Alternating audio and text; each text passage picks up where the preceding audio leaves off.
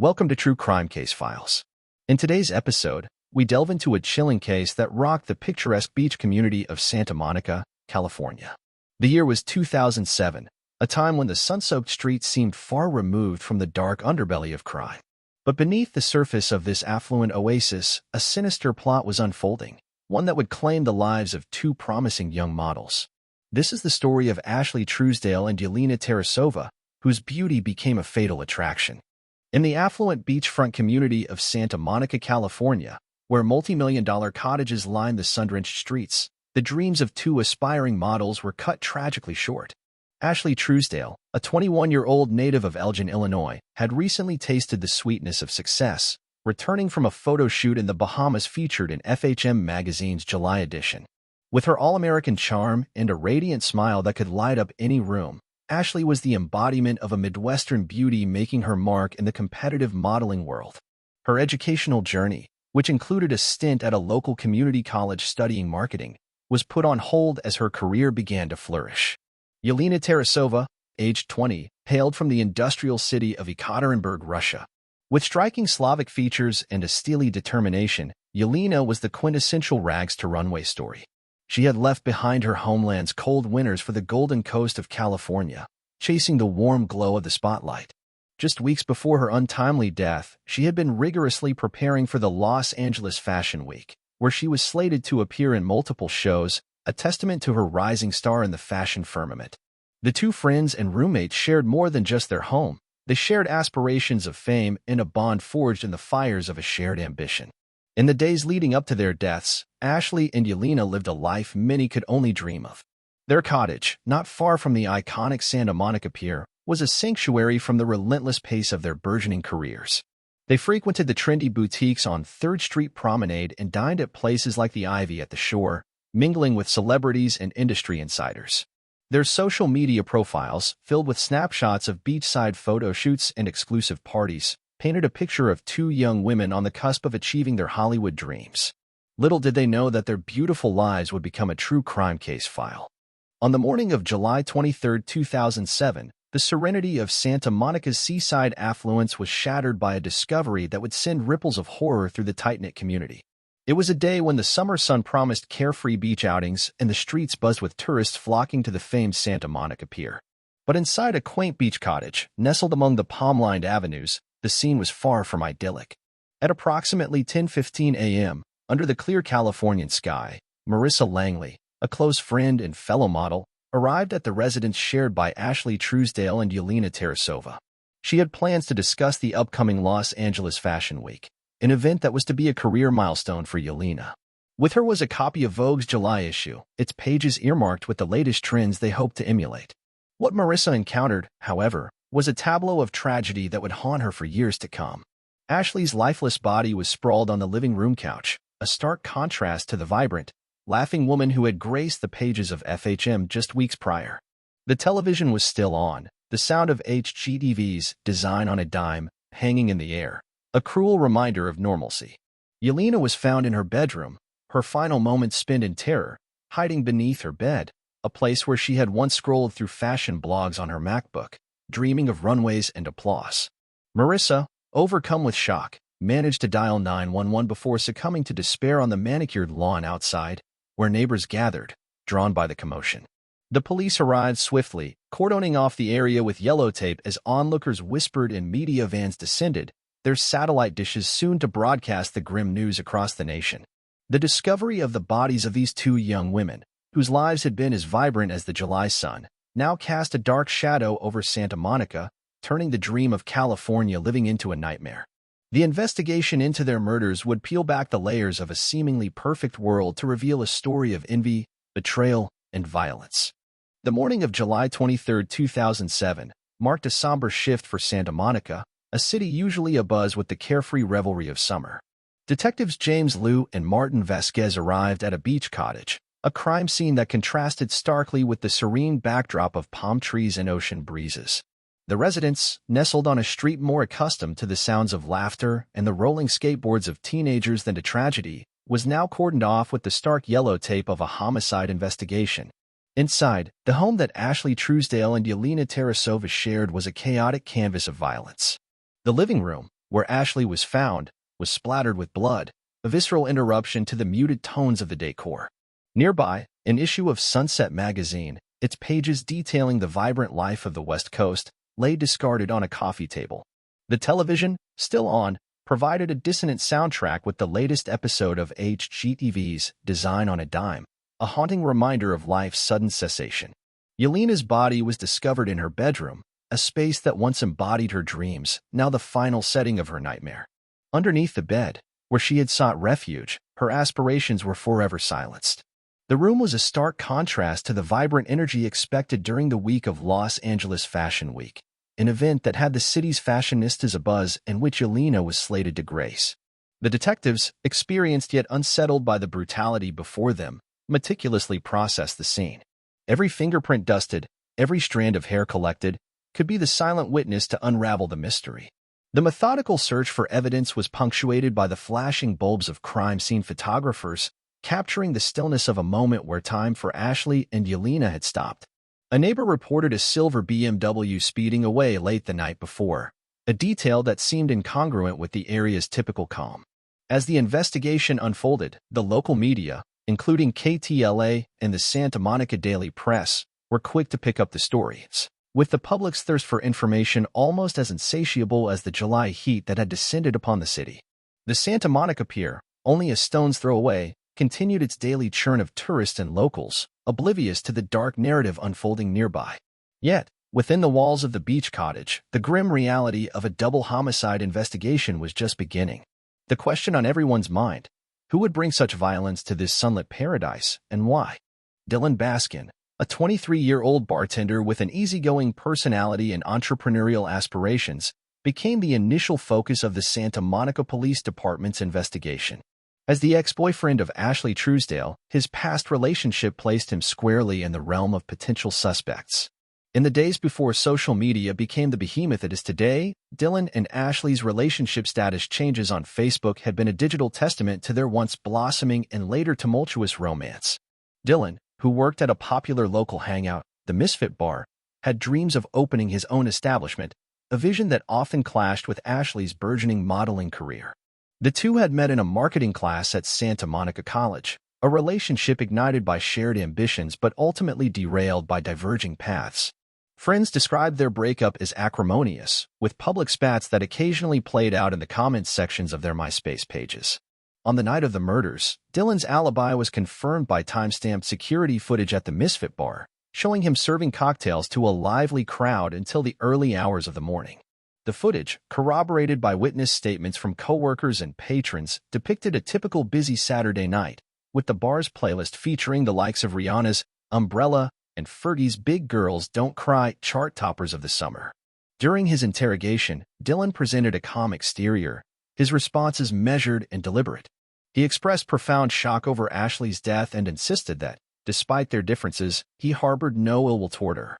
His cooperation with the police, coupled with the solid alibi, eventually led the investigators to rule him out as a suspect. The focus on Dylan Baskin, while brief, shed light on Ashley's personal life and the pressures that come with a public breakup. It also underscored the complexities of relationships in an era where online personas and real-life interactions were becoming increasingly intertwined. As the summer of 2007 simmered on, the Santa Monica Police Department turned their focus to a second suspect, a figure whose international stature cast a shadow that reached far beyond the confines of the small beachside community. Gregor Ionescu, a 57-year-old Moldovan telecom magnate, was known for his expansive business empire and his penchant for lavish living, which often placed him in the glossy pages of Forbes and the Financial Times. Ionescu's romantic entanglement with the late Yelena Tarasova was an open secret among the elite circles of Los Angeles. Their relationship, peppered with extravagant gifts and public appearances, was as much a part of the socialite scene as the red carpets at the Beverly Hills Hotel. However, beneath the veneer of this high-society romance, there were whispers of Ionescu's jealousy and possessiveness, traits that now painted him in a suspicious light. The investigation revealed that Ionescu was attending an exclusive telecommunications conference in Dubai on the night of the murders, a gathering confirmed by his name badge, which was scanned at several keynotes and panels. Despite being thousands of miles away, his alibi did little to dissuade detectives from probing into his potential involvement. During his interrogation, conducted via a secure video link, Ionescu's demeanor remained calm, his voice steady, betraying none of the volatility rumored by his acquaintances. He spoke of Yelena with a softness that seemed at odds with the man who commanded boardrooms with an iron fist. His cooperation with the authorities, coupled with the time-stamped evidence of his whereabouts, slowly shifted the suspicion away from him. Yet, the question lingered, if not Ionescu himself, could his wealth and influence have reached across continents to manifest a deadly outcome? The police continued their meticulous work, scouring phone records and financial transactions for any trace of a connection to the crime. The glamour of Ionescu's world, so often admired from afar, was now under the microscope, scrutinized for any sign of a darker truth. As the investigation into the Santa Monica model murders pressed forward, July's warmth waned, giving way to the cooler breath of August. On the 2nd of the month, as the morning sun cast a soft glow over the palm trees, a new lead emerged, steering the case in an unexpected direction. At a modest pawn shop nestled between the vibrant storefronts of Main Street, a transaction triggered suspicion. The item in question was a distinctive piece of jewelry, a bracelet that friends and family recognized as belonging to Yelena Tarasova. The shopkeeper, recalling the individual who had sold the bracelet, described him as evasive, his eyes darting away with each question posed. The description, alongside the shop's surveillance footage, provided the Santa Monica Police Department with a tangible link to the crime scene. The investigators, experienced in threading together the scantest of clues, seized upon this development with renewed vigor. Detective Liu and his partner, Vasquez, scrutinized the evidence, cross-referencing the pawn shop's lead with the list of known associates and past offenders. The urgency was palpable, as the community's sense of security hung in the balance. The media, ever present since the news broke, speculated on this latest twist, their headlines splashing across the screens of BlackBerries and the newly released iPhones alike. The police's response to the pawn shop revelation was methodical, their analysis meticulous. They pored over phone records, credit card statements, and surveillance tapes, searching for the thread that would weave this new evidence into the fabric of their case. The Santa Monica detectives were not just contending with the murder of two promising young women. They were up against an adversary who had so far managed to stay one step ahead in a city where appearances could be deceiving, and the truth was often obscured by a facade of glitz and glamour. The Santa Monica sun dipped towards the horizon as the investigation pivoted towards a new suspect, one whose presence near the crime scene on the fateful night placed him squarely in the detective's crosshairs. Robert Mosley, a 34-year-old gardener with a criminal record marred by several felonies, became the focal point of the police's scrutiny. Known for his work tending to the lush gardens of affluent residents, Mosley's aspirations for a stable life were overshadowed by his troubled past and current entanglements with the law. On the evening of the murders, Mosley was seen jogging along the beachfront paths, his proximity to the victim's cottage noted by residents and captured by a security camera outside a nearby Starbucks. This footage, time-stamped and clear, contradicted Mosley's initial claim of being miles away from Santa Monica that night. During the interrogation, Mosley's veneer of calm began to crack, revealing flashes of anger and frustration. His attempts to deflect and weave alibis were met with hard evidence and pointed questions from detectives Liu and Vasquez. They pressed him on his whereabouts, his relationship with the community, and any possible connections to the victims. The interrogation room, stark and sterile, became the stage for a tense dance between Mosley and the law. His dreams of turning over a new leaf were now entangled with the possibility of being the perpetrator of a heinous crime. The detectives, well-versed in the nuances of human behavior, noted each inconsistency in Mosley's story, each evasion and slip of the tongue. As the police delved deeper into Mosley's life, unearthing details of his financial struggles and his access to the victim's neighborhood, the pieces of the puzzle began to coalesce. The investigation, once sprawling and seemingly directionless, had narrowed to a single point of focus. The Santa Monica Police Department, determined to bring closure to the case, worked tirelessly, their efforts a testament to their commitment to justice for the slain models. As the Santa Monica community awaited answers, the relentless pursuit of justice by the local police department began to bear fruit. The meticulous investigation had led to a pivotal moment, the identification of the murderer. The suspect, Robert Mosley, a 34-year-old local gardener, was a man whose aspirations for a normal life were continually undercut by his criminal tendencies. Mosley, who had been seen jogging in the vicinity of the crime scene on the night of the murders, had initially presented himself as a reformed individual seeking to distance himself from his felonious past. However, his calm exterior belied a capacity for violence that the detectives uncovered through a series of incriminating evidence. The investigation revealed Mosley's financial woes, exacerbated by the high cost of living in Santa Monica, a city where the median home price soared even as the nation faced the onset of the housing market crisis in 2007. His need for money became a possible motive, and his access to the model's home provided him with the opportunity. As the detectives pieced together the events of that tragic night, a clearer picture emerged. Mosley had entered the cottage with the intention of theft, armed and prepared to use deadly force. The situation escalated, resulting in the multiple shootings that claimed the lives of Ashley Truesdale and Yelena Tarasova. The brutality of the act was stark, leaving an indelible mark on the community and the officers tasked with solving the case. In the end, it was the combination of Mosley's proximity to the scene, his inconsistent alibis, and the discovery of the victim's stolen property that solidified his role as the perpetrator. As the police closed in, the reality of his actions began to sink in, and the facade of the reformed criminal crumbled. The Santa Monica Police Department had uncovered the dark truth behind the glossy exterior of a city known for its beauty and allure. On the dawn of August 10, 2007, the Santa Monica community still reeled under the weight of a tragedy that had stripped away its veneer of seaside serenity. As the first light of daybreak filtered through the coastal fog, Santa Monica Police Department officers, led by Detective James Liu, closed in on the suspect who had eluded them for weeks. Robert Mosley, a 34-year-old gardener with a criminal record, was apprehended at a rundown motel on Lincoln Boulevard, a stark contrast to the opulent neighborhoods he once tended to.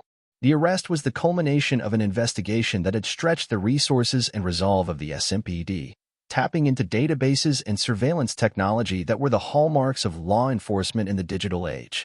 The scene of the arrest was devoid of the drama that often accompanies the capture of a wanted criminal. Mosley, who had been living in the shadow of his actions, seemed resigned to his fate. There was no chase, no standoff, just the quiet submission to handcuffs as the morning commuters began their daily routines, oblivious to the resolution of a case that had been the subject of intense media speculation. News of Mosley's arrest spread quickly, with local stations interrupting scheduled programming to deliver the latest updates. The story dominated headlines, from the Los Angeles Times to the cable news tickers, as reporters scrambled to piece together the narrative of the man accused of such a heinous crime. The families of Ashley Truesdale and Yelena Tarasova, who had been living in a state of suspended grief, received the news with a mixture of relief and renewed sorrow. The arrest brought them one step closer to closure, yet the finality of it served as a stark reminder of the lives so cruelly taken. As Mosley was escorted to the police vehicle, he wore an expression of defeat, a man coming to terms with the gravity of his actions and the inevitable consequences that awaited him. In Santa Monica, a community known for its sunsets and surf, the dark chapter of this crime began to draw to a close. But for those touched by the tragedy, the healing was only just beginning.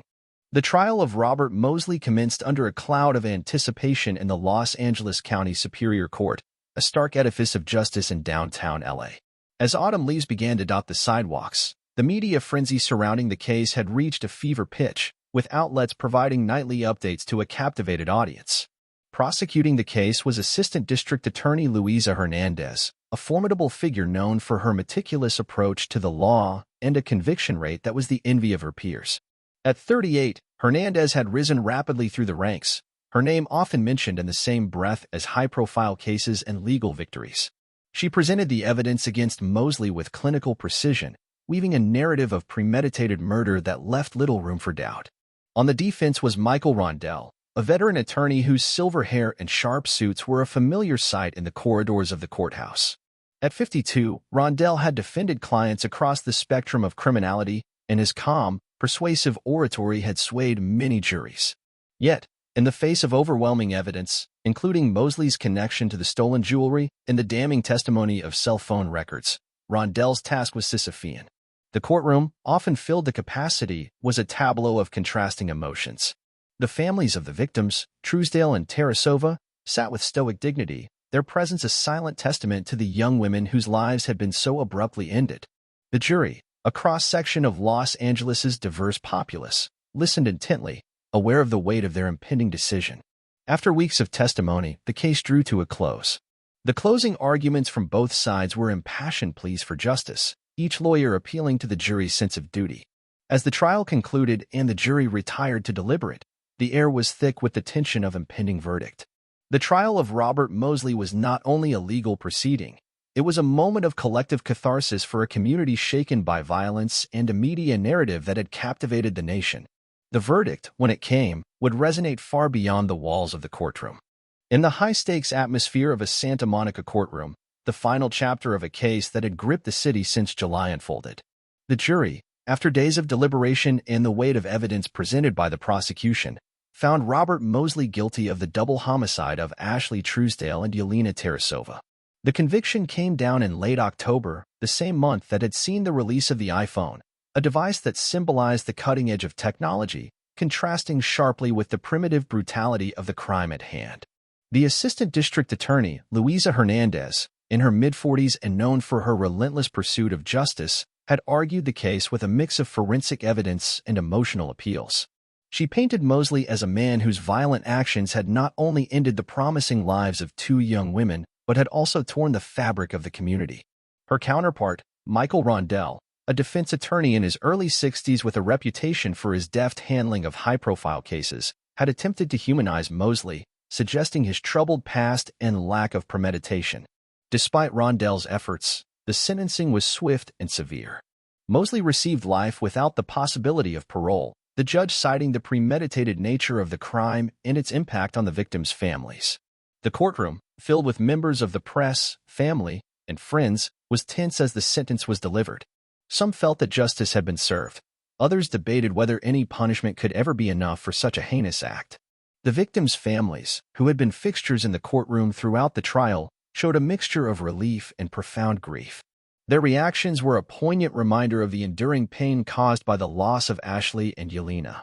As the news of the sentencing broke, media outlets interrupted their regular programming to report on the case's conclusion, while the story also spread across nascent social media platforms, igniting discussions about the nature of justice and the value of life. In the aftermath, the community of Santa Monica sought to reclaim its sense of security, and the families of the victims attempted to find a semblance of peace. The sentence marked the end of a legal battle but the beginning of a lifelong journey of healing for those left behind. As 2007 waned, the bustling streets of Santa Monica tried to return to their usual rhythm, the echoes of the trial slowly receding into memory. The community, once overshadowed by the dark narrative of a brutal home invasion, now focused on healing and resilience. The media circus that had descended upon the town, from the reporters of the Los Angeles Times to the camera crews of local news stations like KTLA, packed up their equipment, their satellite trucks leaving behind a community ready to move forward. The families of Ashley Truesdale and Yelena Tarasova, while forever altered by the tragedy, channeled their sorrow into action. They established scholarships in their daughters' names, aiming to support young women with aspirations in the arts and fashion, ensuring that the dreams of Ashley and Yelena would live on in others. The families also became vocal advocates for victims' rights, often appearing on networks such as CNN and MSNBC to share their stories and push for legislative change. Detectives James Liu and Martin Vasquez, who had been the linchpin of the investigation, continued their work with the Santa Monica Police Department, their experience with the case shaping their approach to future investigations. The case had been a career-defining moment for both, and they often found themselves guest speakers at law enforcement seminars, discussing the intricacies of the investigation. Robert Mosley, now a permanent resident of the California penal system, became a case study in the consequences of crime, his name occasionally resurfacing in criminal justice courses and true crime podcasts. The gardener-turned-assassin was a reminder of the fine line between civility and savagery. As for the community of Santa Monica, life went on. The beaches once again filled with sunseekers, the 3rd Street promenade buzzed with shoppers, and the cottages along the shore housed new dreams. Yet, the story of Ashley and Yelena remained a somber footnote in the town's history, a cautionary tale that beauty and ambition can sometimes attract the darkest of fates. This has been True Crime Case Files. The story of Ashley Truesdale and Yelena Tarasova is a somber reminder of the fragility of life and the depths of human jealousy. It's a tale that cautions us against taking safety and love for granted, urging us to cherish every moment. Thank you for joining us as we unraveled this tragic case. Until next time, stay vigilant and keep seeking the truth. Hey, true crime case solvers, interested in more real-life murder mysteries? Be sure to like and subscribe to our channel. And do you have any thoughts about this case or have a case of your own you'd like us to investigate? Leave us a comment. Until then, stay safe, true crime case solvers.